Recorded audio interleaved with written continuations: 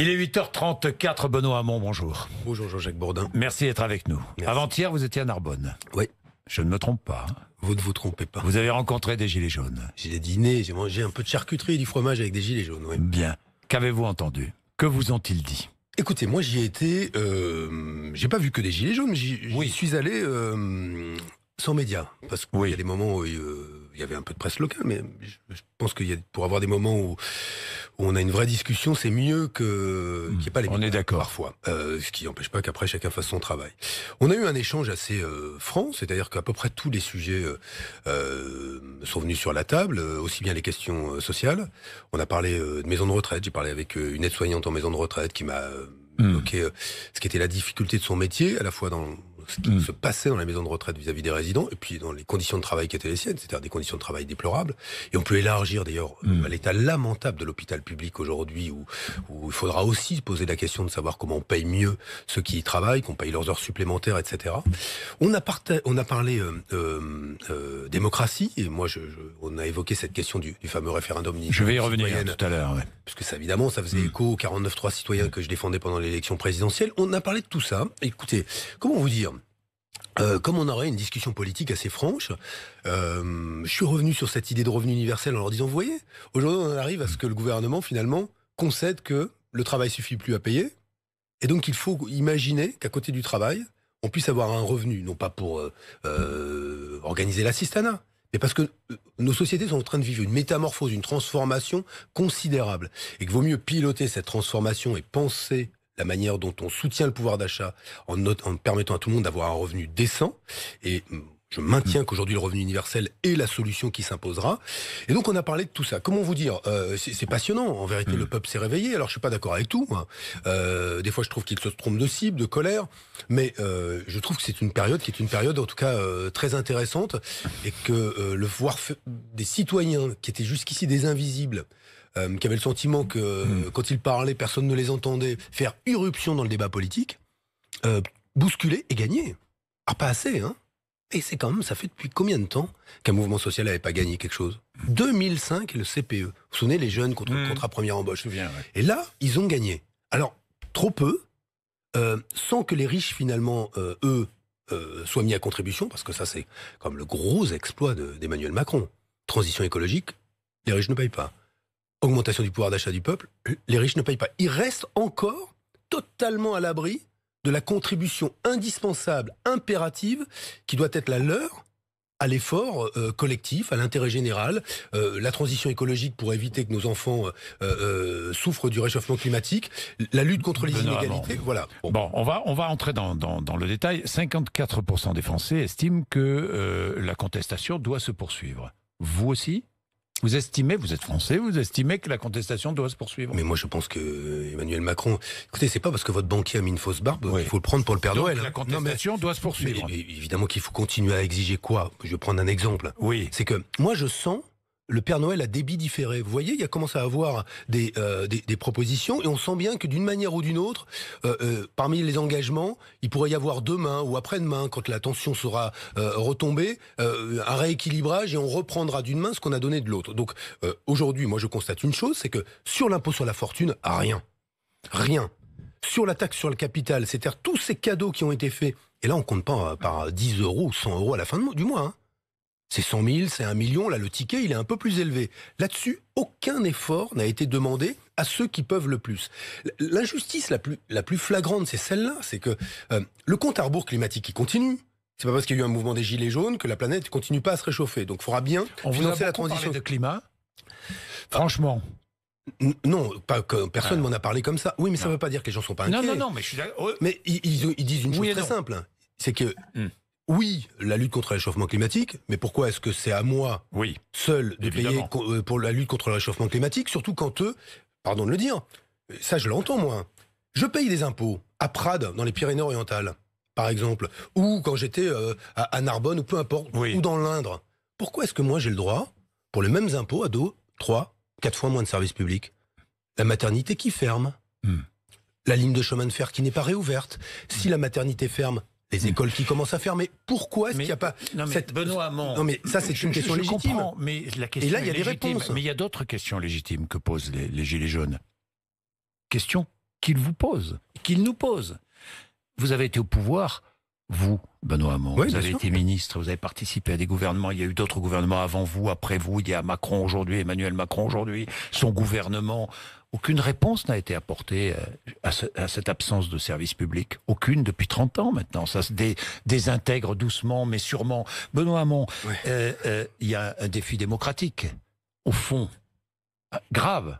Est-ce que vous êtes inquiet aujourd'hui? Est-ce que je vous dis ça parce que Oui, je vous dis ça parce qu'il y a la violence que vous condamnez, j'imagine. Évidemment, évidemment. Près de Narbonne, bon, il y a la violence.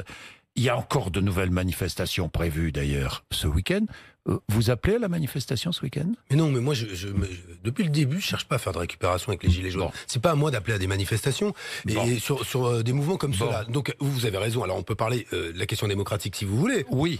Bon, la question démocratique, c'est quoi? Oui. Ça est dans le débat depuis longtemps. Vous observerez qu'il y a des gens qui en parlent aussi depuis longtemps et qui essaient de se battre. Moi, je me bats pour la 6e République depuis des années, en disant, mais croire que ce pays va longtemps fonctionner en pensant qu'en donnant tous les pouvoirs en une seule personne, on élit un roi tous les 5 ans, ça va régler les problèmes, ça ne les a jamais réglés. Et pas davantage aujourd'hui. En plus, le dernier qu'on a élu rajoute son mépris, son arrogance, sa conviction qu'il est 100 fois plus intelligent que tout le monde par rapport à ses prédécesseurs. Donc on a là quelque chose qui est une sorte de pouvoir boursouflé d'orgueil qui explique la vie à tout le monde. Bon, ça ne marche pas. Donc il faudrait une république qui soit une république dans laquelle la démocratie soit plus continue. Mais est-ce que vous avez entendu, est-ce qu'aujourd'hui il y a une remise en cause de la démocratie par certains gilets jaunes? Mais évidemment qu'il y a des gens qui vous disent... il y a des dérives. Est-ce qu'il y a une dérive dangereuse, oui ou non? Mais chez certains, c'est évident. Quand ceux qui vous disent qu'il faudrait que les généraux passent et ça réglerait les problèmes, ou que donner le pouvoir à des militaires. Non, mais qu'est-ce que ça veut dire? Depuis quand est-ce que des militaires seraient mieux à même que des responsables ou des citoyens de régler les problèmes? Donc oui, quand on entend ça, on se dit, bon, il y a une tentation pour une réponse autoritaire, c'est-à-dire celle d'un chef.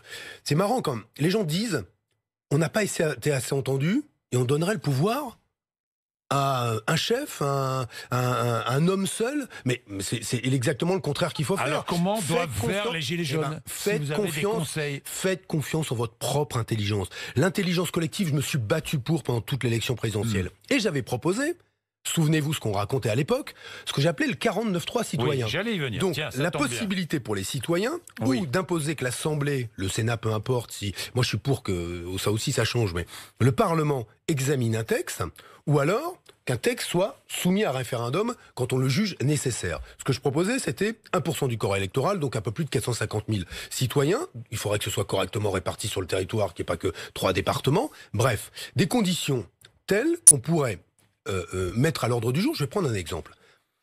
J'avais été très frappé par ça quand j'avais fait cette proposition. Les gens bien nés vous disent, mais vous vous rendez compte, le peuple va proposer des sujets qui sont des sujets scandaleux, etc., etc.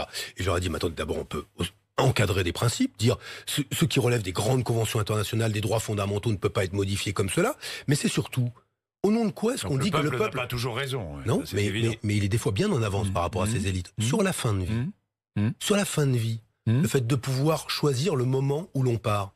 Ça fait des années qu'une immense majorité des Français veut qu'on avance. Qu'est-ce qui bloque? Systématiquement, différentes associations qui font pression, des lobbies, et c'est le Parlement qui n'avance pas assez vite là-dessus. Alors bien sûr, il y a des questions éthiques énormes, mais c'est la preuve que la société sociétale, peut on est bien être en avance largement en avance sur sa représentation politique. C'est pas du tout ce que défendent des gilets jaunes et ce que défendent des... Mais parce que les gilets jaunes, c'est pas homogène. Oui, évidemment que c'est pas homogène. Mais Jean-Luc Mélenchon, par exemple, qui défend le référendum d'initiative populaire jusqu'au référendum révocatoire, qui permettrait aux citoyens de révoquer n'importe quel élu. Oui, non, mais ça, c'est dangereux. C'est dangereux ou pas? Mais moi, je pense qu'il faut, en tout cas, sur ces questions-là, elles sont sur la table. Il faut maintenant qu'on en parle sérieusement, posément. Au référendum révocatoire ou pas? Moi, je suis pour un changement de République. Donc, il faut des contre-pouvoirs. Parmi les contre-pouvoirs, celui-là peut en être un. En tout cas, en clair, si vous y êtes... Il ne vous fait pas peur? Non, mais ce que je veux simplement dire, c'est que aujourd'hui, il y a impunité du président de la République. Il est en fait irresponsable au sens où il n'est responsable devant personne, sauf à l'élection qui suit. Entre deux élections, c'est la tranquillité absolue. personne ne peut remettre en cause ce qu'il fait. Il faut même vous dire... Il faut remettre en cause sa Je légitimité. pense qu'il faut des contre-pouvoirs. Et mais en démocratie... Comment mais de contre-pouvoir qui permettrait de le destituer? Mais s'il le faut, il y a des procédures d'impeachment aux États-Unis. Oui. On peut imaginer qu'en France, dans le cadre d'une institution qui change radicalement, moi j'avais proposé par exemple, je remets des propositions sur la table, qu'une partie du budget national soit participatif. C'est-à-dire que sur une fraction du budget national, les gens se prononcent sur les orientations qui sont les leurs. Est-ce que, par exemple, on pense aujourd'hui qu'il ne faut pas un service public de la petite enfance? Voyez-vous, on jette toujours et le gouvernement le fait aujourd'hui, on monte du doigt les services publics. Vous ne croyez pas que dans certains domaines, aujourd'hui, sur la garde des enfants, ou des gardes par une assistante maternelle ou en garde collective, on aurait besoin de plus de crèches d'entreprise, plus de crèches associatives, plus de crèches parentales ou municipales. Bref, sur ces sujets-là, pourquoi ne pas penser à un budget participatif au niveau national et qu'en clair, la démocratie soit pas simplement on vote une fois tous les 5 ans, puis après, on met le couvercle et on découvre quoi? Que ceux à qui on a donné des mandats, bon, des fois ils se débrouillent, ils essayent de faire des choses, mais globalement, sont jamais à la hauteur des attentes qu'on a placées en nous. Robert Badinter écrit « Je suis opposé à tout ce qui est référendum national d'initiative populaire. Autant je suis favorable aux référendums locaux, municipaux, départementaux, voire régionaux, autant les référendums nationaux me paraissent le terrain d'élection de la pire démagogie. » C'est intéressant de l'écouter là-dessus. Et c'est là-dessus qu'il faut qu'on travaille. C'est que on sent... Pire démagogie, le risque est là. Ça peut l'être. Mais vous voyez bien que ce qu'est la société aujourd'hui, oui, ça peut l'être. Parce qu'il y a aujourd'hui des gens dont le projet politique est tout renversé pour y installer leur propre pouvoir. Et un pouvoir intolérant à la démocratie. Qui Marine Le Pen, Jean-Luc Mélenchon, d'autres. Une chose, l'extrême droite, où arrive-t-elle au pouvoir par la démocratie et où la quitte-t-elle par la démocratie? Quel exemple? Dans quel pays l'extrême droite arrive au pouvoir par la démocratie, l'a quittée par un vote? Quel dans l'histoire? On n'en trouve pas beaucoup, non? Donc oui, c'est un sujet. Si demain vous donnez les clés, moi je le dis. Demain, Marine Le Pen est présidente de la République en 2022 ? Mais elle peut l'être. Hein. Le Front National est le premier parti aujourd'hui. Oui. Quels sont les deux grands vainqueurs de la dernière intention de vote au présidentiel? Marine Le Pen qui monte et Emmanuel Macron qui devient aujourd'hui apparaît comme le défenseur de ceux qui ont peur, de ceux qui ont tout et ne veulent pas partager aussi. Bon. Moi, je regarde ça avec beaucoup de sérieux, je vois le péril, mais je vous dis, je jouerai pas sur le registre de attention, ayons peur. Et oui, il y a une mâchoire entre les libéraux et les nationalistes. Mais la question c'est, nous, à gauche, parce que moi je suis de gauche, voilà, j'essaye pas de faire... C'est Jean-Luc Mélenchon qui a accaparé la gauche. Oui, mais dans le discours, dans la présence, dans les manifestations. Oui, mais il dit, moi je suis le peuple, je suis la République, il dit plus je suis la gauche. Moi je dis, je suis de gauche. Et de gauche, ça veut dire quoi? Il s'est arrogé le droit de dire je suis le peuple, la République. Il fait ce qu'il veut, mais moi je vous dis, je suis de gauche. Et de gauche, aujourd'hui, pas de gauche, ça suppose de faire confiance. Mais non, le problème, c'est pas que si j'ai des doutes, j'écoute ce qu'il dit, je considère que vous n'arrivez plus à dialoguer avec lui, presque plus. Ça fait longtemps que Jean-Luc Mélenchon, dès qu'il a une défaite, il explique que c'est la faute de Benoît Hamon. C'est le point commun qu'il a avec François Hollande d'ailleurs. Entre vieux socialistes, ils se comprennent très bien. Moi, ce que je dis, et c'est mon sujet, c'est je veux avoir confiance dans le peuple français. Je ne suis pas d'accord avec le peuple par principe, parce que c'est plein de gens différents, avec des histoires différentes. Mais j'ai confiance dans mon peuple. Et je pense aujourd'hui dans cette mâchoire entre le nationalisme, qui vous brisera les os? Depuis quand le Front National a des propositions sociales? Moi, je défendais pendant la présidentielle, qui en parle encore? Un bouclier rural. C'est-à-dire en disant un bouclier de service public. Le Front National dit les grandes entreprises ne sont pas suffisamment mises à contribution. Marine Le Pen le dit. Oui, elle est favorable à un gros impôt sur la fortune, Marine Le Pen? Non, elle n'y est pas. Donc alors, faut arrêter les histoires. Moi, ce que je vous dis sur les services publics, très concrètement, je souhaite, et je veux que ce soit opposable à l'État quand il ne l'assure pas, où que vous soyez sur le territoire, au nom du fait qu'on paye les mêmes impôts quand on est dans l'Indre ou quand on est à Paris, qu'on ait le même droit au service public, donc le même niveau d'accueil, un service d'accueil de jour pour Alzheimer, une maternité, un bureau de poste, une ligne de train, pas à moins de 30 km. Or aujourd'hui, regardez ce qui est en train de se passer. On voit de la désertification partout. On vous explique que la révolution numérique va régler le problème du fait qu'on n'ait plus de médecins parce qu'on va pouvoir les voir à travers un petit écran. Mais tout ça, c'est une folie. C'est une folie. Eh bien, moi, je veux qu'on prenne des engagements là-dessus. Peut-on le financer? On est un des pays les plus riches au monde. Le sujet, c'est où elle est cette richesse? Où est l'argent? Ben, où est l'argent? Bon, on le sait où il est. On le sait où il est. Et pourquoi la répartition ne se fait pas? Parce que ceux qui ont l'argent aujourd'hui gouvernent, ont le pouvoir, décident en lieu et place de tous les autres. Et c'est ça qui va pas. Et moi, je suis pas en train je suis pas dans la chasse aux élites. Je dis, si on ne voit pas qu'on a d'abord un problème de répartition des richesses, eh bien, on rate tout.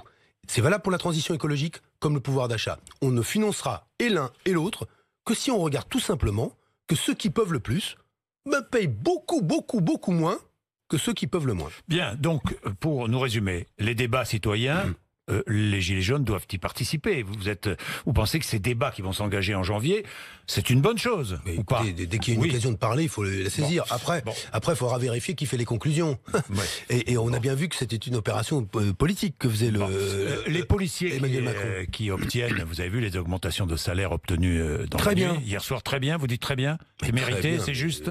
Écoutez, les fonctionnaires de police sont mal payés dans ce pays, comme les fonctionnaires en général. Oui. Vous voulez qu'on regarde le salaire des infirmières aussi ou d'un gardien de la paix? Ils sont mal payés. Donc je dis, l'étape qui suit maintenant, ce sont les hôpitaux. D'un enseignant. Bravo aux policiers d'avoir obtenu des augmentations de salaire et pas que des primes. De salaire, parce que sinon, que c'est des primes, pour le coup, c'est pas votre retraite, elle ne sera pas mieux servie en conséquence. Donc bravo de l'avoir obtenu. Maintenant, hôpital public, éducation nationale. On a là aussi, parmi les fonctionnaires les moins bien payés.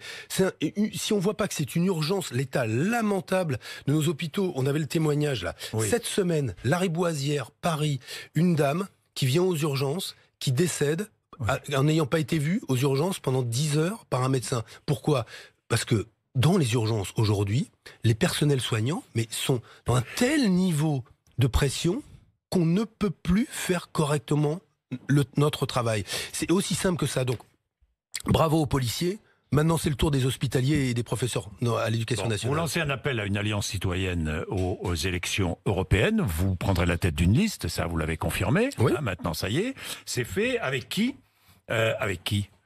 Ségolène Royal, j'ai vu, voulait partir avec Yannick Jadot. D'ailleurs, Ségolène Royal, quel jeu joue-t-elle? Mais moi, je suis pas là pour commenter les jeux. Non, mais d'accord. Mais j'entends que vous voulez que je le fasse. Mais quand je parle d'une alliance citoyenne, vous croyez c'est quoi? qui? Avec qui et pourquoi? Avec qui? Mais des citoyens qui représentent des combats politiques. Avec des gilets jaunes, par exemple? Mais il y aura évidemment des gens qui ont été dans les combats des gilets jaunes. Il y en a partout, mais sur toutes les listes, fort heureusement, on en trouvera. Mais aujourd'hui, on nous ramène toujours à un petit cartel d'appareils. Tous ces appareils sont quasi décédés ou en voie de l'être, et on les maintient sous respiration artificielle. Moi, j'ai créé un mouvement avec d'autres qui est jeune, qui a moins d'un an, qui s'enracine sur des combats politiques. Quoi qu'il arrive, on sera dans la bataille parce que l'Europe c'est sérieux, mais parce que c'est sérieux. J'ai pas envie d'en faire une question subalterne pour qu'ensuite on nous dise ah bah oui mais ça on n'a pas pu le faire parce qu'au niveau européen, vous voyez au Parlement, les manœuvres politiciennes. Mais je les vois, je ne vois que ça. Vous voyez que ça, on vous parle de ça sans cesse. Donc je dis moi, vous voyez ce que disent les citoyens aujourd'hui, la 5e République et ces vieilles affaires d'ego. Ok, on met ça de côté. Donc moi je fais pareil. Aujourd'hui, je ne participerai à aucune tambouille sur un coin de table. Je discute avec les mouvements politiques parce que ça fait partie de la démocratie, mais chacun a sa place. Quand on a gouverné, comme vous l'avez dit, pendant des années, et que certains, je veux dire, n'ont pas commencé le début d'un inventaire sur leurs propres responsabilités, ça va quoi. Ça va. Donc moi, j'ai vécu une élection présidentielle, je suis sorti avec une jolie collection de couteaux et de lames dans le dos parce qu'à la fin ça piquait un peu. Donc j'ai pris mes responsabilités, je prends mes risques. Voilà, je choisis de faire la politique différemment. Ça m'empêche pas de regarder l'avenir avec confiance malgré les dangers. Et je continuerai à dire aux Français à cette élection, votez pour ce que vous voulez et arrêtez de voter contre. Ça marche jamais. Vous avez voté contre Le Pen en mettant Macron. Bon, vous avez voté contre Macron en mettant Le Pen, vous votez, peu importe, vous votez contre à chaque fois, votez pour. Souvenez-vous surtout d'une chose, à l'élection présidentielle, moi je parlais revenu universel et dire que le travail ne rémunérerait plus assez, qu'il fallait penser la protection sociale de demain. Je parlais de la taxe sur les robots, mais m'étais-je trompé? Je parlais des perturbateurs endocriniens, m'étais-je trompé? Je parlais du 49.3 citoyen, m'étais-je trompé? Alors oui, cette élection présidentielle, elle n'a pas été pour moi le grand rendez-vous avec les Français que j'aurais souhaité. Mais je suis quand même bien content aujourd'hui de voir que les idées que je portais, elles fécondent la société française. Eh ben, on continue, et l'étape européenne est la suivante. Donc, moi, n'en doutez pas. Je serai engagé jusqu'au bout. Vous serez là-bas. Vous serez là-bas, candidat Absolument. Au printemps. Merci, Merci à vous. 8h53. Merci Benoît Hamon.